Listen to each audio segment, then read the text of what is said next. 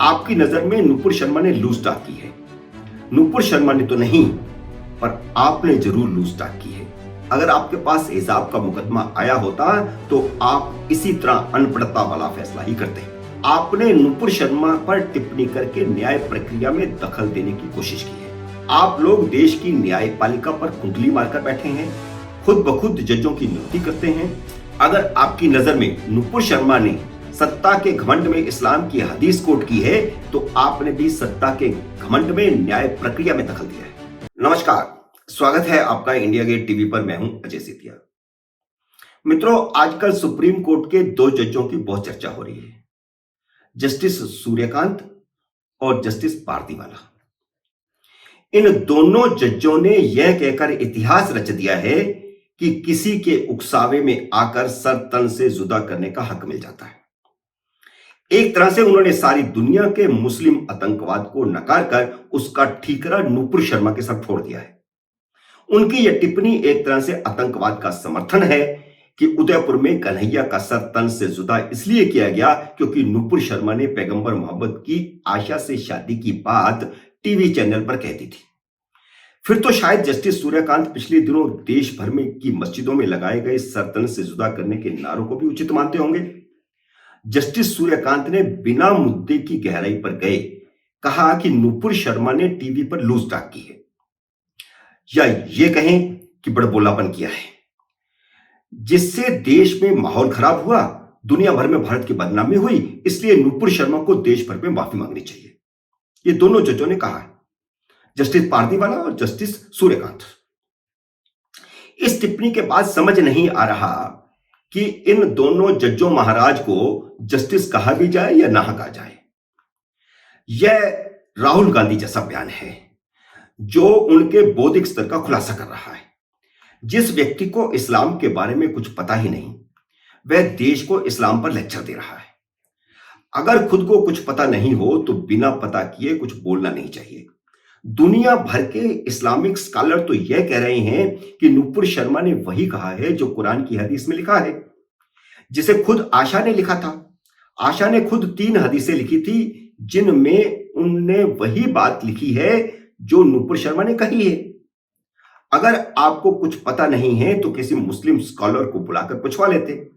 आपको अरबी उर्दू तो नहीं आती होगी, हदीस का तर्जुमा तो अंग्रेजी में भी उपलब्ध है, खुद पढ़ लेते।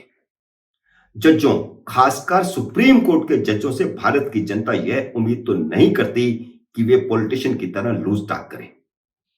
आपकी नजर में नुपुर शर्मा ने लूज टॉक की है। नुपुर शर्मा ने तो नहीं, पर आपने जरूर लूज टॉक की है। आपसे अच्छे तो कर्नाटक हाई कोर्ट के जज थे जिन्होंने कुरान और हदीसें पढ़ने के बाद हिजाब पर फैसला सुनाया था। आपके पास हिजाब का फैसला आया होता, अगर आपके पास हिजाब का मुकदमा आया होता तो आप इसी तरह अनपढ़ता वाला फैसला ही करते, जैसा आपने अपने अधिकार क्षेत्र से बाहर जाकर लूज टॉक की है। आपके पास यह मुकदमा था ही नहीं कि नुपुर शर्मा ने क्या कहा क्या नहीं कहा। आपके पास तो सिर्फ यही मुकदमा था कि सभी जगह पर जो जगह जगह पर एफआईआर दर्ज की गई है उसको एक जगह पर लाया जाए। लगता है आप जिहादियों से डरते हैं, क्योंकि हिजाब पर फैसला सुनाने वाले हाई कोर्ट के जज को भी इस्लामिक जिहादियों ने सर तन से जुदा करने की धमकी दी थी। धमकी देने वाले रहमतुल्ला और मोहम्मद उस्मानी को गिरफ्तार किया गया था। आपने कहा है कि उदयपुर में एक हिंदू का सर इसलिए जुदा किया गया क्योंकि नुपुर शर्मा ने लूज टॉक की थी। क्या हाईकोर्ट के जज का हिजाब पर फैसला भी लूज टॉक था? इस्लामिक कट्टरपंथियों ने उन्हें भी तो मारने की धमकी दी थी। क्या जस्टिस सूर्यकांत उसी तरह कर्नाटक हाईकोर्ट के जजों को भी मुसलमानों से माफी मांगने के लिए कहेंगे जिस तरह उन्होंने नुपुर शर्मा को माफी मांगने के लिए कह दिया? क्योंकि कर्नाटक हाईकोर्ट के जजों ने अपने फैसले में कहा था कि हिजाब कुरान या हदीसों के अनुसार इस्लाम का अनिवार्य अंग नहीं है। कर्नाटक के जजों ने बकायदा कुरान और हदीसों का अध्ययन करवाया, आपकी तरह लूज टॉक नहीं की। अदालतों में जजों का काम कानून और तथ्यों के आधार पर इंसाफ करना होता है, संविधान के मुताबिक इंसाफ करना होता है। लूज टॉक से अपराधियों और आतंकवादियों के हौसले बुलंद करना नहीं होता। अगर नुपुर ने लूज टॉक किया है तो आपने भी लूज टॉक किया है। आपकी टिप्पणी को कांग्रेस और मुस्लिम राजनीतिक दलों ने अदालत के फैसले की तरह इस्तेमाल करके भारत की सुप्रीम कोर्ट को चौराहे पर खड़ा कर दिया है और आपकी वजह से बाकी सारे जज भी चौराहे पर खड़े हैं, जिन पर सवाल किए जा रहे हैं। आप पर सवाल तो किए ही जा रहे हैं, जबकि अदालत का फैसला नहीं बल्कि आपकी अपनी व्यक्तिगत विचारधारा पर आधारित लूजटाक है। आपके सामने याचिका सिर्फ यह आई थी कि नुपुर शर्मा के खिलाफ देश भर में दायर की गई एफआईआर को एक जगह दिल्ली में स्थानांतरित किया जाए।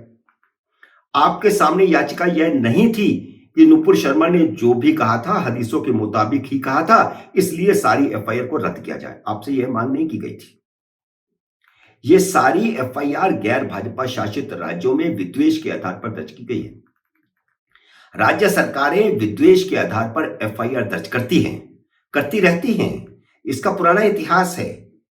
जब पालघर में 2 साधुओं की मॉब लिंचिंग के मामले में अर्णब गोस्वामी ने सोनिया गांधी पर टिप्पणी कर दी थी, तो सत्ता का दुरुपयोग करते हुए महाराष्ट्र की उद्धव सरकार ने अर्णब गोस्वामी के खिलाफ अनेक एफआईआर तो दर्ज करवाई ही, उनके खिलाफ एक बंद मुकदमे को खोलकर उन्हें गिरफ्तार भी कर लिया था। तो यह सत्ता का दुरुपयोग है। तब आपके ही एक साथी जस्टिस चंद्रचूड़ ने अभिव्यक्ति की स्वतंत्रता पर एक शानदार जानदार टिप्पणी की थी। उन्होंने कहा था कि यदि हम एक संवैधानिक न्यायालय के रूप में व्यक्तिगत स्वतंत्रता की रक्षा नहीं करेंगे तो कौन करेगा? अगर कोई राज्य किसी व्यक्ति को जानबूझकर टारगेट करता है तो एक मजबूत संदेश देने की जरूरत है। लेकिन आपने क्या किया? एकदम उल्टा। नुपुर शर्मा का मामला भी जानबूझकर टारगेट करने का है, जबकि दुनिया भर के अनेक इस्लामिक स्कॉलर यह कह चुके हैं कि नुपुर शर्मा ने वही कहा है जो हदीसों में दर्ज है। हां, कहने का तरीका इस्लाम पर तंज कसना हो सकता है, लेकिन इस पर उनकी आलोचना हो सकती है, बहस हो सकती है, उन्हें कटघरे में खड़ा करके सवाल पूछे जा सकते हैं। सर तन से जुदा नहीं किया जा सकता और सर तन से जुदा करने के नारे नहीं लगाए जा सकते। आप तो हत्याओं को प्रतिक्रिया बता रहे हैं, जो आपसे किसी ने पूछा भी नहीं था। आपने नुपुर शर्मा पर टिप्पणी करके न्याय प्रक्रिया में दखल देने की कोशिश की है। जब मुकदमा आगे चलेगा और उसकी सुनवाई आपकी जगह कोई अन्य सुलझा हुआ जज करेगा, तो हदीसें भी सामने आएंगी और हर बात सामने आएगी। फिलहाल तो नेचुरल जस्टिस का यही तकाजा है कि अगर एक मुद्दे पर विद्वेष के चलते जगह जगह एफआईआर दर्ज की गई हों, तो उन्हें एक जगह लाया जाए और एक साथ मुकदमा चलाया जाए। क्या देश नहीं जानता कि आप किस तरह भेदभाव ढंग से आतंकवादियों को मदद पहुंचाने वाले लोगों के आग्रह पर आधी रात को अदालत खुलवाते हैं? यहां आपका मतलब सुप्रीम कोर्ट है, आपका मतलब व्यक्तिगत तौर पर जज नहीं। आप लोग देश की न्यायपालिका पर कुंडली मारकर बैठे हैं, खुद ब खुद जजों की नियुक्ति करते हैं। नरेंद्र मोदी ने राजनीति में परिवारवाद को खत्म करने में काफी हद तक सफलता पाई है, लेकिन उनका यह मिशन तब तक भारत में सच्चा लोकतंत्र स्थापित नहीं कर सकता जब तक न्यायपालिका में परिवारवाद खत्म करके न्यायपालिका को स्वतंत्र नहीं किया जाता।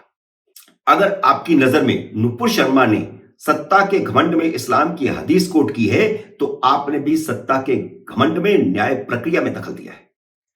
आपसे क्यों नहीं पूछा जाए कि जो सुप्रीम कोर्ट एमएफ हुसैन के खिलाफ दायर विभिन्न एफआईआर को एक जगह इकट्ठे करने की इजाजत देती है, वह नुपुर शर्मा के खिलाफ दायर एफआईआर को एक जगह लाने की इजाजत क्यों नहीं देती?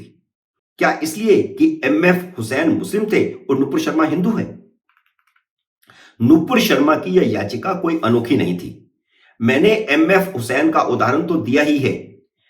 अभी सिर्फ 1 महीना पहले 22 मई को बाइक टैक्सी सर्विस स्कीम घोटाले में जगह जगह दायर 100 से ज्यादा एफआईआर को एक जगह ग्रेटर नोएडा में स्थानांतरित करने का फैसला भी इसी कोर्ट ने, सुप्रीम कोर्ट ने किया था। जस्टिस सूर्यकांत को अगर याचिका स्वीकार नहीं करनी थी तो वह खारिज कर देते। एक तरफ तो उन्होंने याचिकाकर्ता को हाई कोर्ट में जाने की सलाह दी और दूसरी तरफ बिना मुकदमा शुरू हुए याचिकाकर्ता को दोषी भी ठहरा दिया और एक नहीं बल्कि 2-2 मुकदमों का फैसला कर दिया। नुपुर शर्मा भी दोषी है और उदयपुर का फैसला भी सुना दिया कन्हैया का कि वो इसलिए मारा गया क्योंकि नुपुर शर्मा ने लूटताक की थी। मुकदमा नीचे की अदालत में चलेगा, वहां गवाहियां पेश होंगी, वहां तर्क रखे जाएंगे, वहां कानून की बात होगी। लेकिन आपने फैसला सुना दिया, आपके सामने फैसला आया ही नहीं था। आपने कानून प्रक्रिया में दखल देने की कोशिश की है अपनी व्यक्तिगत विचारधारा के आधार पर, और ऐसा देश बर्दाश्त नहीं करेगा। और वह जमाना नहीं रहा कि सुप्रीम कोर्ट के जज ने जो कह दिया उसको देश की जनता मान लेगी, स्वीकार कर लेगी। अब उसकी समीक्षा होगी और समीक्षा करने का देश की जनता को अधिकार है। मित्रों, उम्मीद है मेरा यह वीडियो आपको पसंद आया होगा। इसे लाइक करिए, शेयर कीजिए और ज्यादा से ज्यादा लोगों तक पहुंचाइए ताकि देश की जनता जाग सके और न्यायपालिका में लोकतंत्र स्थापित करने के लिए नरेंद्र मोदी सरकार को मजबूर किया जा सके। आज इतना ही। कल नया वीडियो लेकर के फिर आपके सामने हाजिर होऊंगा। तब तक नमस्कार।